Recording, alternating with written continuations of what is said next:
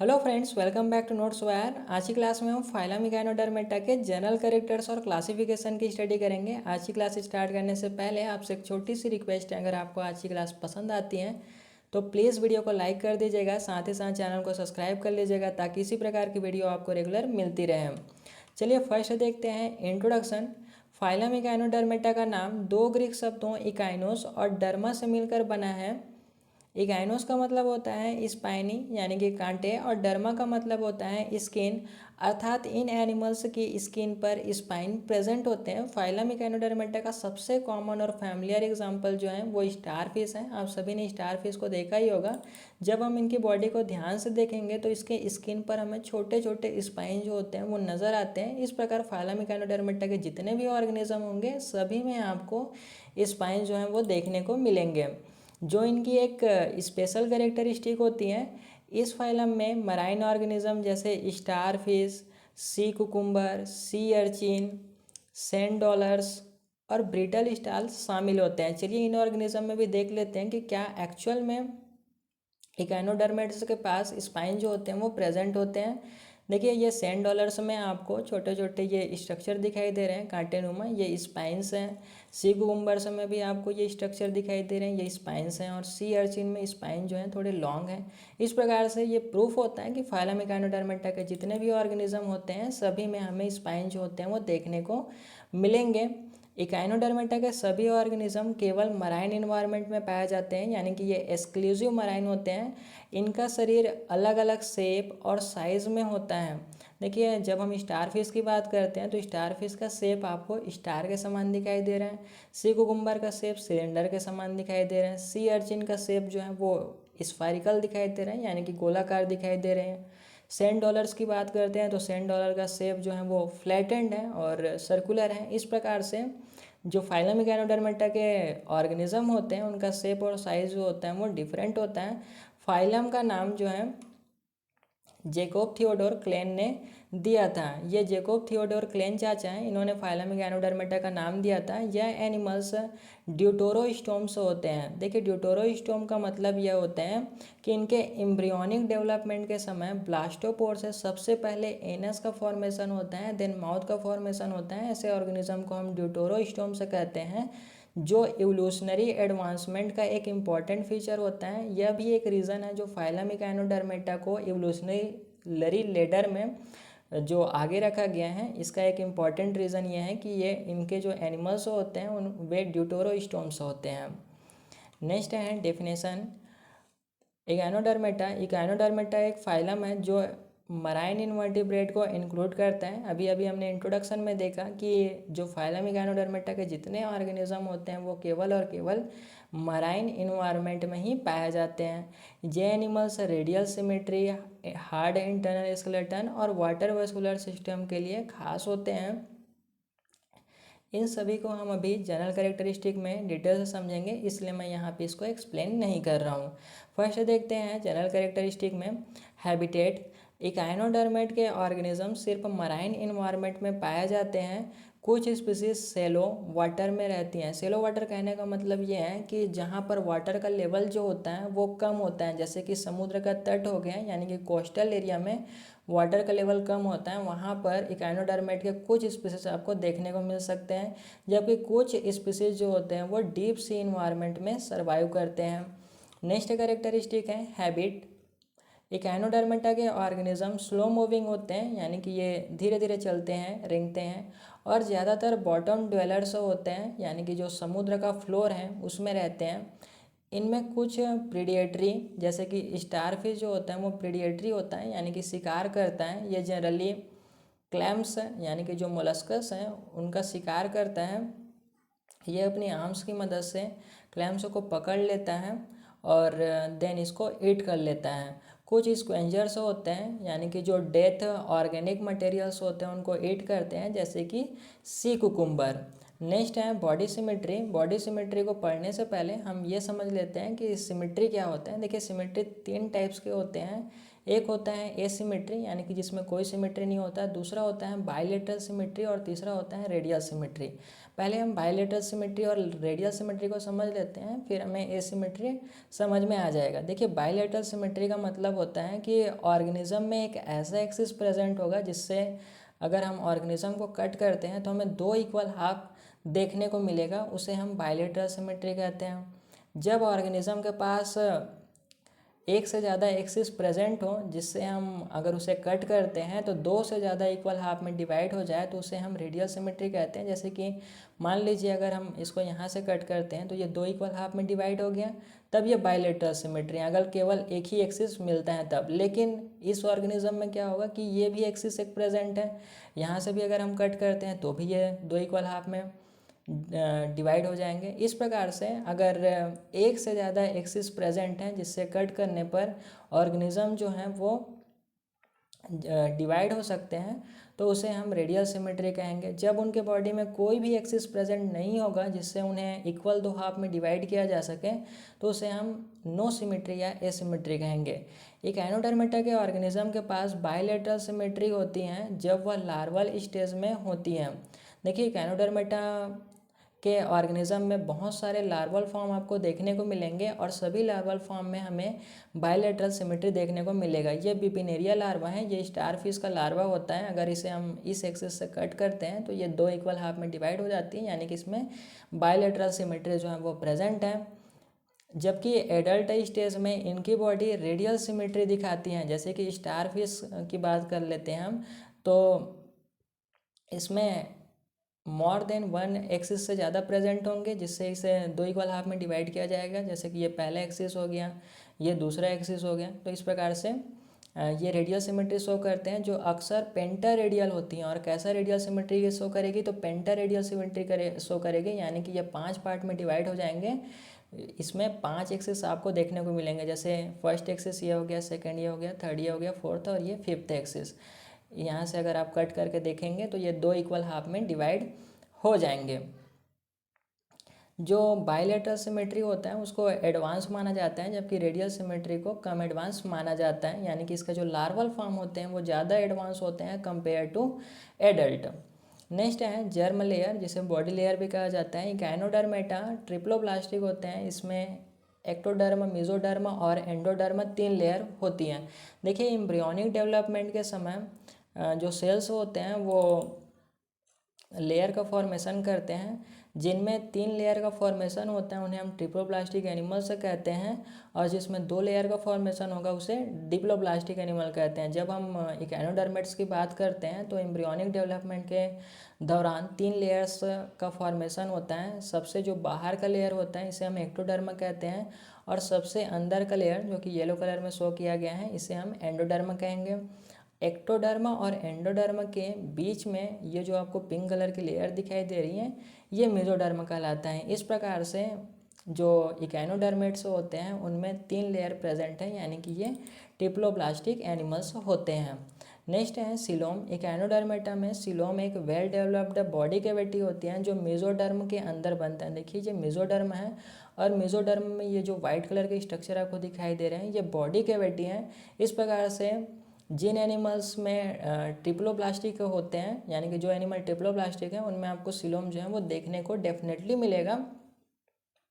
ये coelom digestive track और other internal organs को सराउंड करते हैं, घेरे रखते हैं, और बॉडी के स्ट्रक्चरल सपोर्ट और फ्लेक्सिबिलिटी प्रोवाइड करते हैं। एक रीज़न ये भी है जो इनके ऑर्गन्स जो होते हैं उनको प्रोटेक्ट करने का काम भी करेंगे। जब इनको बाहरी आघात मिलेगा तो ये जो सिलोम होते हैं यानी कि मेसोडर्म की जो लेयर होती हैं वो प्रोटेक्ट करने का काम कर लेती हैं। नेक्स्ट है body organisation. Organ system level of organisation होता है, यानी कि इसमें हमें डिफरेंट टाइप के ऑर्गन सिस्टम देखने को मिलेंगे, जैसे वाटर वस्कुलर सिस्टम हो गया, स्केलेटन सिस्टम हो गया, डाइजेस्टिव सिस्टम हो गया। चलिए अब इन ऑर्गन सिस्टम को हम स्टडी करते हैं। Skeletal system. इकैनोडर्मेटा के पास एक एंडोस्केलेटन होता है, यानी कि इनके बॉडी के अंदर स्केलेटन प्रेजेंट होता है जिसे हम एंडोस्केलेटन कहेंगे, जो कैल्केरियस प्लेट या ऑसिकल से बना होता है। इन प्लेट्स या ऑसिकल के बीच में स्पाइंस भी होते हैं जो प्रोटेक्शन और सपोर्ट में हेल्प करते हैं। देखिए ये स्टारफिश हैं, जब हम इन्हें अंदर से देखेंगे तो कुछ इस प्रकार से ये दिखाई देंगे। यहाँ पे जो पिंक कलर के प्लेट शो किए गए हैं ये पूरे इनके बॉडी में पाए जाते हैं और इन्हें हम ऑसिकल्स कहते हैं या आप बोनी प्लेट्स कह सकते हैं। इसी में से जो स्पाइंस होते हैं वो इनके बॉडी या स्किन के बाहर निकले होते हैं जो कि इनके प्रोटेक्शन में हेल्प करते हैं।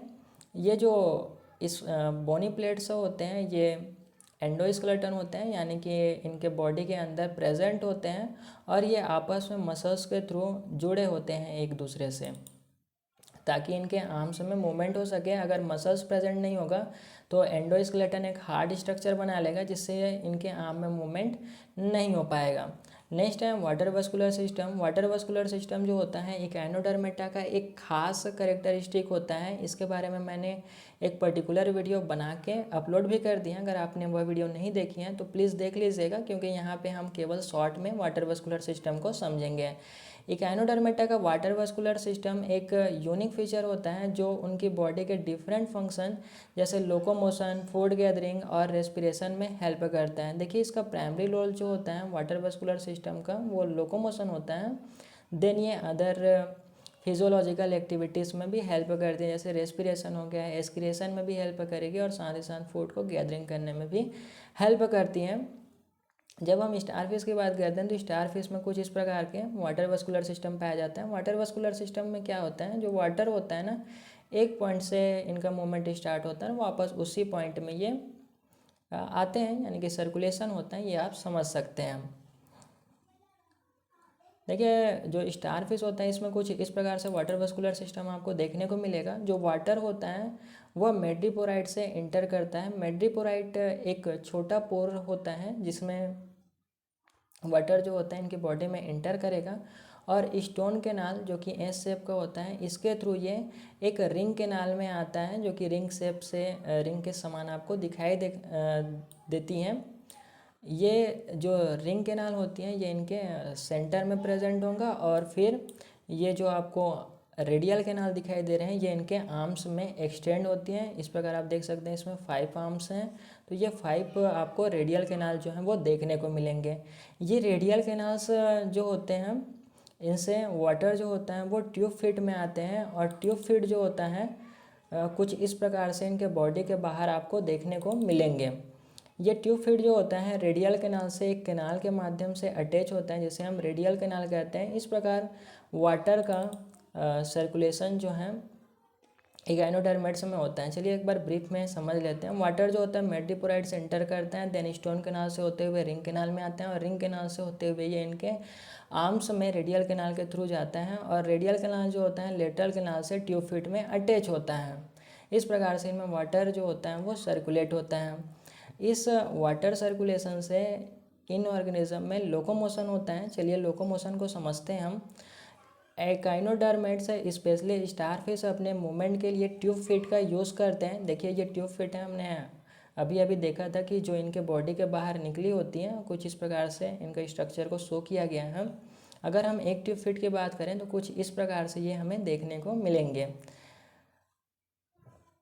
जो वाटर वस्कुलर सिस्टम के प्रेशर के जरिए कंट्रोल होता है, ट्यूब फिट के संक्शन कप जैसे स्ट्रक्चर उन्हें सरफेस से चिपकने और मूव करने में हेल्प करते हैं। अगर हम ट्यूब फिट के स्ट्रक्चर की बात करते हैं तो ट्यूब फिट में आपको 3 स्ट्रक्चर देखने को मिलेगा। जो ऊपर वाला या अपर साइड का हिस्सा होता है इसे हम एम्पुला कहते हैं। देन ये मिडिल वाला पोर्शन होता है इसे पोडियम कहते हैं और सबसे नीचे वाला स्ट्रक्चर ट्यूब फिट का सकर कहलाता है। ये एक संक्शन कप की तरह होता है। क्या होता है इनमें लोकोमोशन करने के लिए एक ट्यूब फिट के मैकेनिज्म को हम समझते हैं। जैसे ही रेडियल कैनाल से वाटर जो होता है वो एम्पुला में आता है, एम्पुला में आने के बाद इनका जो पोडियम वाला हिस्सा होता है वो एक्सटेंड कर जाता है। जैसे कि आप बलून लेते हैं, बलून में आप हवा भरते हैं तो हवा भरने से बलून क्या होगा, एक्सटेंड होगा। वैसे ही एम्पुला में वाटर भरने से इनका जो पोडियम वाला रीजन होता है वो एक्सटेंड हो जाता है और एक्सटेंड होने के बाद इनका जो सकर वाला रीजन होता है वो एक सरफेस से अटैच हो जाता है। अब सरफेस से अटैच हो गया, देन जो वाटर वस्कुलर सिस्टम होता है वो क्या करेगा, जो इसमें प्रेजेंट एम्पुला में प्रेजेंट जो वाटर होता है उसको फिर से वापस रेडियल कैनाल में ले लेता है, जिससे इनमें कॉन्ट्रैक्शन आपको देखने को मिलेगा। किसमें, जो इनकी ट्यूब फिट है। क्योंकि जब आप हाँ, जैसे हमने बलून वाला एग्जांपल लिया, अगर उसमें से आप हवा को निकाल दोगे तो फिर से वो कॉन्ट्रैक्ट हो जाएगा, लेकिन ये शक्कर से चिपके रहने की वजह से जब इसमें कॉन्ट्रैक्शन होगा तो धीरे धीरे जो ऑर्गेनिज्म होगा वो भी आगे की तरफ आएगा। देन ये जो शक्कर होते हैं वो सरफेस से डिटैच हो जाएंगे और इस प्रकार जो वाटर वेस्कुलर सिस्टम होते हैं और ट्यूब फीट के हेल्प से इकानोडर्मेट्स जो होते हैं वो मूवमेंट करते हैं।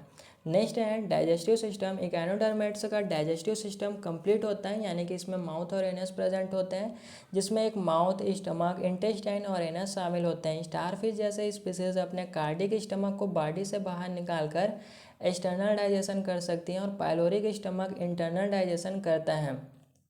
देखिए इनमें स्टमक के दो पार्ट्स प्रेजेंट होते हैं, एक होता है कार्डिक पार्ट और दूसरा होता है पाइलोरिक पार्ट। जैसे अगर हम ह्यूमन की बात करते हैं तो इसमें स्टमक के तीन पार्ट्स होते हैं, कार्डिक हो गया, पाइलोरिक हो गया और थर्ड होता है फंडस। इसी प्रकार से जो इकानोडर्मेट्स होते हैं इनमें दो पार्ट्स होते हैं। इसके कुछ स्पीसीज ऐसे होते हैं जिनमें जो कार्डिक स्टमक होता है वो बॉडी से बाहर निकल जाता है, देन ये फूड का डाइजेशन करता है, और जबकि पाइलोरिक स्टमक होता है ये बॉडी के अंदर रह के ही फूड का डाइजेशन करता है। ये मेनली स्टारफिश में आपको देखने को मिलेगा, जो कार्डिक स्टमक जो होता है वो बाहर होने का जो प्रोसेस है वह। फूड के डाइजेशन के बाद वेस्ट जो होता है एनस से एक्सक्रीट हो जाता है। नेक्स्ट है सर्कुलेटरी सिस्टम। इनमें कोई ब्लड सर्कुलेटरी सिस्टम नहीं होते क्योंकि ये हार्टलेस होते हैं। ये मेरा शब्द नहीं है, ये एनसीईआरटी का शब्द है। इन ऑर्गेनिज्म के लिए हार्टलेस जैसे शब्द का यूज़ करता है। वाटर वास्कुलर सिस्टम और सिलोमिक फ्लूइड ही न्यूट्रिएंट्स और बॉडी को डिस्ट्रीब्यूट करते हैं। देखिए जो ब्लड सर्कुलेटरी सिस्टम होता है उसका फंक्शन क्या होता है कि बॉडी में डिफरेंट टाइप के न्यूट्रिएंट्स हो गया, ऑक्सीजन हो गया, इनको सर्कुलेशन करना। वैसे ही इनमें जो वाटर वास्कुलर सिस्टम होता है वो न्यूट्रिएंट्स को सर्कुलेट करने का काम करेंगे, साथ ही साथ ऑक्सीजन को इनके बॉडी में सर्कुलेट करेगा। इनका हीमल सिस्टम भी फ्लूइड को डिस्ट्रीब्यूट करता है। देखिए इनमें एक और सिस्टम पाया जाते हैं जिसे हम हीमल सिस्टम कहते हैं। इसके बारे में अभी खोज जारी है, इसके बारे में अभी पूरी तरह से खोज नहीं किया गया है। फिलहाल आप इतना जान के रखिए कि इनके बॉडी में जो फ्लूइड होगा इनको डिस्ट्रीब्यूट करने का काम जो है हीमल सिस्टम के द्वारा किया जाता है, लेकिन ब्लड लाइक सिस्टम जो होती हैं वो अब्सेंट होती हैं। नेक्स्ट है रेस्पिरेटरी सिस्टम। इकानोडर्मेट्स रेस्पिरेशन के लिए स्पेशलाइज्ड ऑर्गन का यूज़ नहीं करते। ट्यूब फीट और डर्मल ब्रैंकी स्किन गिल्स के जरिए गैस एक्सचेंज होती है, जिसमें ऑक्सीजन ऑब्जॉर्ब होता है और कार्बन डाइऑक्साइड रिलीज होता है। देखिए अगर आप इनके बॉडी को ध्यान से देखेंगे तो इस प्रकार से आपको छोटे छोटे गिल्स या पोर्स नज़र आएंगे जो कि रेस्पिरेशन में हेल्प करते हैं, साथ ही साथ ट्यूब फीड भी रेस्पिरेशन में हेल्प करता है। नेक्स्ट है एस्केरेटरी सिस्टम। इनमें कोई वेल डिफाइंड एस्केरेटरी सिस्टम नहीं होता है। नाइट्रोजनस वेस्ट और अदर मेटाबॉलिक वेस्ट को बॉडी से बाहर निकालने के लिए वाटर वास्कुलर सिस्टम और डिफ्यूज़न का यूज़ होता है। नेक्स्ट है नर्वस सिस्टम। इकानोडर्मेटा का नर्वस सिस्टम सिंपल होता है और ब्रेन अब्सेंट होता है, यानी कि ये ब्रेन लेस होते हैं। एक नर्व रिंग होती हैं जो सेंट्रल कंट्रोल सेंटर का काम करती हैं और यह नर्वस आर्म्स तक जाती हैं। देखिए कुछ इस प्रकार से इनमें नर्व रिंग जो होती हैं प्रेजेंट होता है इनके सेंट्रल पार्ट में, और ये नर्व रिंग जो होती हैं वो नर्व सेल के थ्रू पूरे आर्म्स में फैली होती हैं, जो कि डिफरेंट टाइप के सेंस को ग्रहण करती हैं और उसको रिस्पॉन्स करने में हेल्प करती हैं। लाइट और टच के रिस्पॉन्स के लिए सेंसरी सेल और ट्यूब फीट के पास लाइट सेंसिटिव ऑर्गन्स जो होते हैं प्रेजेंट होते हैं। नेक्स्ट है रिप्रोडक्शन। मोस्टली सेक्सुअल रिप्रोडक्शन होता है, लेकिन कुछ स्पीसीज एसेक्सुअल रिप्रोडक्शन होती हैं। देखिए सेक्सुअल रिप्रोडक्शन करने के लिए इनमें जो गोनेट्स होते हैं इनके आर्म्स में प्रेजेंट होते हैं। ये टेस्टिस हैं यानी कि मेल गोनेट्स, और ये ओवरी हैं, ये फीमेल गोनेट्स हैं। जबकि कुछ स्पीसीज में एसेक्सुअल रिप्रोडक्शन आपको देखने को मिलेंगे। जैसे स्टारफिश की बात करते हैं, जब इनके बॉडी में किसी प्रकार से कट लग जाता है तो इनमें रीजनरेशन की एबिलिटी पाई जाती है, जिससे आप देख रहे हैं कि दो नए स्टार में ये स्टारफिश में ये कन्वर्ट हो गए हैं। फर्टिलाइजेशन यूजली एक्सटर्नल होता है, चूँकि ये एनिमल्स जो होते हैं वाटर में प्रेजेंट होते हैं, इसलिए ये स्पर्म और एग को वाटर में रिलीज कर देते हैं और स्पर्म जो होता है एग को वाटर में फर्टिलाइज कर देता है। इस फर्टिलाइजेशन को हम एक्सटर्नल फर्टिलाइजेशन कहते हैं। डेवलपमेंट डायरेक्ट या इनडायरेक्ट हो सकता है, लेकिन मोस्टली इनका डेवलपमेंट इनडायरेक्ट होता है, यानी कि इनके डेवलपमेंट में हमें लार्वल फॉर्म देखने को मिलेंगे। लार्वल स्टेज अलग अलग क्लासेस में डिफरेंट होती हैं। ये बिपिनेरिया लार्वा है जो कि स्टारफिश का लार्वा है। ये ओफ्यूव्ल्यूटस लार्वा, जिसे हम ब्रिटल स्टार का लार्वा कहते हैं, ये वाली इमेज आप देख सकते हैं। इकाइनोप्ल्यूटस लार्वा, ये सी अर्चिन का लार्वा है। और ऑरिकुलेरिया लार्वा, ये सी कुकुम्बर का लार्वा है। और डॉली लेरिया लार्वा, ये सी लिलिस का लार्वा है। इस प्रकार से इसमें आपको डिफरेंट टाइप के लार्वल फॉर्म देखने को मिलेंगे, लेकिन जितने भी लार्वा होंगे वो सभी बाइलेटरल सिमेट्री शो करेंगे। चलिए अब इकाइनोडर्मेट के क्लासिफिकेशन को समझ लेते हैं। इकाइनोडर्मेट का क्लासिफिकेशन उनके body structure, water vascular system, symmetry और लोकोमोटरी ऑर्गन के बेस पर किया जाता है। इकाइनोडर्मेट्स को 5 क्लासेस में क्लासीफाई किया गया है, लेकिन जो फाइलम इकाइनोडर्मेट्स हैं एक्चुअल में इसे 2 सब फाइलम में डिवाइड किया गया है। देन जो 2 सब फाइलम है उनको इस प्रकार से क्लासेस में डिवाइड किया गया है, लेकिन कुछ बुक में डायरेक्टली क्लासिफिकेशन को दिया जाता है, इसलिए यहाँ पे हम डायरेक्ट क्लासिफिकेशन को स्टडी करेंगे। फर्स्ट क्लास है एस्टेरोडिया, दूसरा क्लास है क्राइनोडिया, तीसरा क्लास है इकाइनोडिया, होलोथुरोडिया और फिफ्थ क्लास है इसका ओफ्यूरेडिया। चलिए फर्स्ट क्लास को देखते हैं, एस्टेरोडिया क्लास। एस्टेरोडिया ग्रीक शब्द एस्टर यानी कि स्टार और इडोस यानी कि फॉर्म या शेप से मिलकर बना है। इस क्लास का नाम जो है स्टार फिश के स्टार लाइक शेप को डिनोट करता है। जैसे कि एग्जांपल है स्टार फिश। स्टार फिश आपको डिफरेंट टाइप के देखने को मिल जाएंगे, यानी कि स्पीसीज इनमें डिफरेंट टाइप के होते हैं। ये सभी एस्टेरियस क्लास के या एस्टेरॉइड क्लास के अंतर्गत आते हैं। जैसे कि रॉयल स्टार फिश हो गया, सनफ्लावर सी स्टार सनफ्लावर के समान दिखते हैं, कुशन स्टार हो गया, कॉमन स्टार फिश। इस प्रकार से आपको डिफरेंट स्टार फिश के जितने भी स्पीसीज हैं वो एस्टेरोडिया क्लास के अंतर्गत देखने को मिल जाएंगे। चलिए इनके कैरेक्टरिस्टिक को समझते हैं। 5 आर्म्स सिमेट्री, बॉडी 5 आर्म्स में डिवाइड होती हैं जो सेंट्रल डिस्क से रेडिएट होते हैं, यानी कि इसमें पेंटारेडियल सिमेट्री आपको देखने को मिलेगा, लेकिन प्रत्येक ऑर्गेनिज्म में नहीं देखने को मिलेगा। जैसे अगर हम बात कर लेते हैं सनफ्लावर स्टारफिश के, तो इसमें आर्म्स जो हैं बहुत सारे हैं, तो जाहिर सी बात है कि इनमें जो सिमेट्री हैं वो भी अधिक हमें देखने को मिल सकती हैं। इस प्रकार से सिमेट्री जो है चेंजेस आपको देखने को मिल सकते हैं, लेकिन आप ये बात याद रखिएगा कि इनमें रेडियल सिमेट्री प्रेजेंट होती है। इनफैक्ट जितने भी कैनोडर्मेट हैं एडल्ट, उसमें आपको रेडियल सिमेट्री देखने को मिल जाएगा। नेक्स्ट है ट्यूबफिट। वाटर वस्कुलर सिस्टम से कनेक्टेड ट्यूबफिट मूवमेंट और फूड कलेक्शन में मदद करते हैं। External digestion, cardiac stomach body के बाहर निकलकर फूड को डायरेक्टली डाइजेस्ट करता है। ये एक स्पेशल कैरेक्टरिस्टिक हो सकता है एस्टेरोडिया क्लास का, क्योंकि और जो दूसरे एनिमल्स होते हैं उनमें स्टमक का जो कार्डिक पार्ट होता है वो बाहर निकलकर डाइजेशन नहीं कर पाता। नेक्स्ट है predatory nature. Starfish mainly bivalve molluscs, clams और ऑयस्टर का शिकार करते हैं। इस प्रकार इनका नेचर जो है वो प्रेडिएटरी नेचर होता है, यानी कि शिकार करने का नेचर होता है। अगर आप ऑयस्टर यानी कि जो पर्ल का फॉर्मेशन करते हैं, मोती का फॉर्मेशन करते हैं, ये मोलस्कस होते हैं। अगर इसकी आप कल्चर कर रहे हैं तो आप वहाँ पर स्टारफिश को ना रखें, क्योंकि ये स्टारफिश जो हैं आपके ऑयस्टर को खा जाएंगे। देन आपका जो पर्ल कल्चर है वो डेफिनेटली ख़त्म हो जाएगा। नेक्स्ट है क्लास 2 क्राइनोडिया। क्राइनोडिया ग्रीक शब्द क्राइनोन जिसका अर्थ होता है लिली और इडोस का मतलब होता है फॉर्म। इसका नाम उनकी फ्लावर लाइक अपेयरनेस को डिनोट करता है। लिली हमें पता है लिली फ्लावर होती है, उसी के समान क्राइनोडिया क्लास के जो ऑर्गेनिज्म होते हैं वो देखने को मिलते हैं। इसके एग्जांपल हैं सी लिली, ये सी लिली है और ये फेदर स्टार है। Characteristic sessile form, deep sea में ये ऑर्गेनिज्म अटैच्ड फॉर्म में होते हैं, जैसे कि सी लिली ये अटैच्ड फॉर्म में होंगे, लेकिन साइंस जो है वो एक्सेप्शन पे चलता है, इसलिए इसका एक्सेप्शन जो है वो फिदर स्टार है, ये फ्रीली मूव कर सकता है। नेक्स्ट है फेदरी आर्म। इनके long feathery arms food particles को ट्रैप करने के लिए यूज़ होते हैं। देखिए ये आपको जो ब्रांचेस दिखाई दे रहे हैं ये एक्चुअल में इनके आर्म्स होते हैं। ये जो आपको फीदर के समान दिखाई दे रहे हैं ये फूड को पार्टिकल्स को ट्रैप करने का काम करते हैं। Mouth location, mouth upper side में लोकेटेड होता है।